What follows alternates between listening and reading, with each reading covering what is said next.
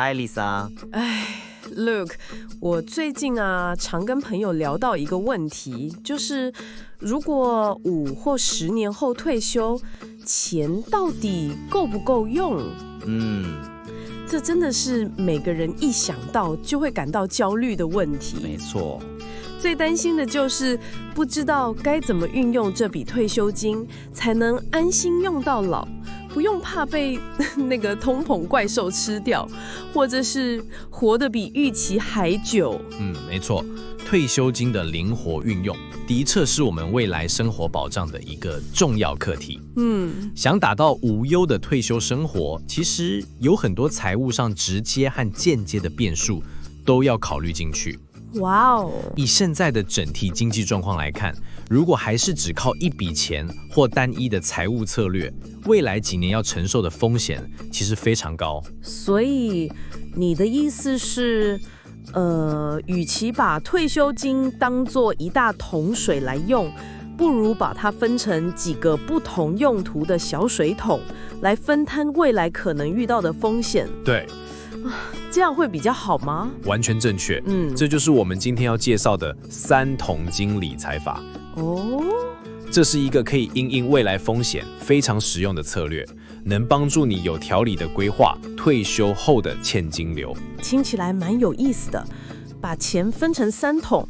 那第1桶是用来做什么的？第1桶金是你的生活安全气囊。安全气囊？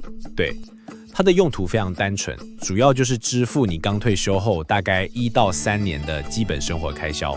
了解。重点是这笔钱要能随时动用，而且风险必须非常低。通常会建议放现金、银行存款、货币市场基金，或是像00725B 这类投资等级的短天期债券 ETF。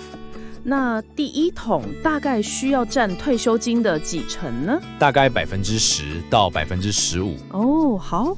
这桶金的最重要精神在于，即使你刚退休就遇到投资市场大跌，也不用急着卖掉亏损的股票来付账单。这等于是为自己争取了宝贵的容错时间，可以避免在最糟的时候做出错误的决定，也就是避开了所谓的报酬顺序风险。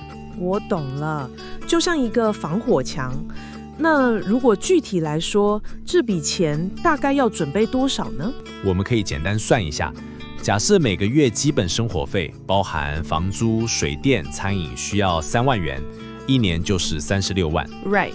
如果我们再把通膨也算进去，用近年的平均通膨率大概3%来估算，那么未来5年的总生活费就会从原本的180万变成大概需要209万，才能维持跟现在相同的生活水平。之前有在财经报道上看过一个3+3现金梯的做法。这也是用在第1桶金吗？对，你提到的这个方法很棒，就是把一部分钱放活存，另一部分拆成好几笔3个月期的定存，并且错开到期日。这样一来，每个月都有一笔定存到期，不但保有流动性，也能够拿到比活存好一点的利息。原来如此，这样的配置听起来蛮让人安心的。那第2桶金呢？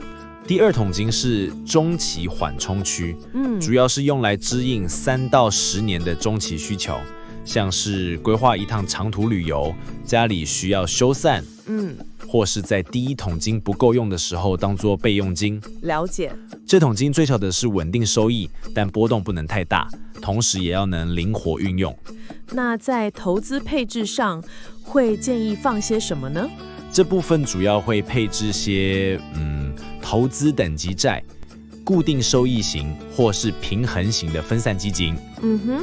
也可以建立一个稳健的投资组合，纳入像是台湾很受欢迎的高股息 ETF 00878，涵盖全球市场的 VT， 或是台湾的全职 ETF 0050等等。哇哦！这桶金的占比通常是最高的，大概40%到65%，稳中求进是它的关键。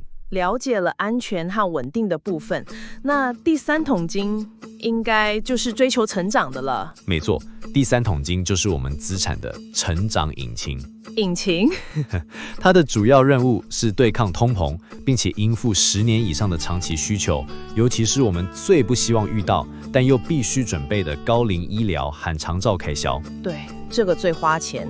因此，这部分会配置风险较高的阿产，像是 AI 概念的 ETF 00811，甚至是加密货币的现货或 ETF， 目标就是追求长期的资产增值。风险越高，潜在报酬也越高。不过规划的这么细，背后的主要考量是什么？主要是为了因应退休后的2大关键风险。第一是我们刚刚提到的报酬顺序风险，第一桶金就是我们的保护伞。第二则是长寿风险，也就是活得比预期还久，结果钱不够用啊，这个也很可怕。第三桶金的成长性，就是为了对抗这个风险。听起来比传统的那个4%法则有弹性多了。我记得4%法则是假设每年从退休金里领4%当生活费，但是前提是市场要很稳定，对吧？正是如此。但是现实世界常常不照剧本走。没错。第三桶金的优势就在于它更动态，能弹性调整，更能因应人真世界的各种变化。这不只是一个数学问题，更像是一种风险管理的艺术。说到执行，有没有什么重点需要注意呢？有3个重点。第一是动态提领，市场好的时候可以从第2桶、第3桶金获利节来，多补充一点到第1桶金。市场差的时候就少领一些，勒紧裤带。第二是定期检视和再平衡，每年或每5年检查各桶金的比例，适时调整。好的。第三，善用工具。现在有很多记账 App 或券商平台都能帮忙追踪记录。听你这样一说，我对退休理财有了全新的看法。它不只是在追求高报酬，更重要的是建立一个不容易被打倒的有韧性的生活财务系统。你总结得非常好。退休规划就像一场现金流的工程，而3桶金策略就提供了一个能兼顾安全、稳定和成长的完美方框。这种多层防护的设计确实让人安心不少。不过，我想永远都要准备好 Plan B， 以防万一。没错，凡事都是有难以预料的时候。今天的分享就到这边，最后也想留一个问题给大家思考。财务上的3桶金，我们可以透过努力来准备。那么，您打算如何去充实退休后那3个更重要的无形筒子：生活密意、健康资本和人际链接呢？如果想更深入说明，欢迎在留言区留言3桶金完整攻略。留言数达200，则就会制作1集超完整深入攻略。谢谢您的收看，下集再见。